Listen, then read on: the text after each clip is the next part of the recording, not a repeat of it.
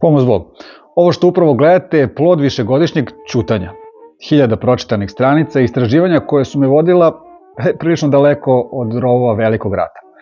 Mnogi od vas znaju, neki ne, ja sam Darko Nikolić, novinar ovdašnji i pisac sada već serije besplatnih knjiga Gvozdeni puk. O njima naravno više možete saznati na patreon.com/Gvozdeni puk. Ali ovoga puta za vas imam vest koja će, verujem, da iznenadi mnogi, ali i da obraduje sve vas kojima je srpska istorija na srcu.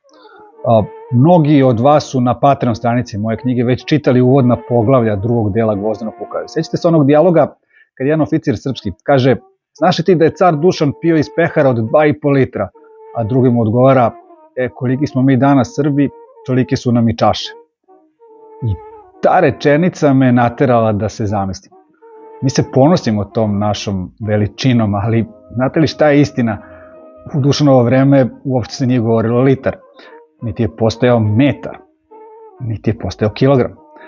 Naša slavna istorija imala je svoje mere, svoj jezik i svoj ritam koji smo mi današnji Srbi gotovo potpuno zaboravili, iako se u tu istoriju svakodnevno kunemo. Istražujući za Gvozdeni puk, stare knjige su me sve više odvlačile u srednji vek i tamo sam našao čitavu jednu zaboravljenu vasionu. Pogledajte samo reči koje su oblikovale naše pretke. Recimo, spomenuo sam mere. Naši preci su najpre sve merili prstima. Širina prsta je bila najmanja osnovna mera. Pa 12 prstiju je bio jedan pedalj, 16 prstiju je bila jedna noga, Amerikanci bi rekli stopa. Ili sledeće po redu, mere za dužinu bile su komol, pa lakat, sve je bilo vezano za čoveka, za telo.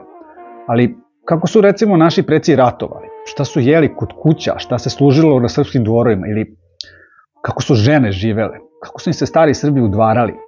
A kako su se sve prema neprijateljima odnosili? I ko su im uopšte sve bili neprijatelji? Koliko ljudi uopšte danas zna koliko puta su Srbi pre Kosovskog boja i gde sve, po kojim zemljama ratovali sa Turcima? I kada su nam to Turci bili pre Kosovskog boja? Saveznici. A kad smo ih kao roblje dovodili? Ima toliko toga u starim spisima.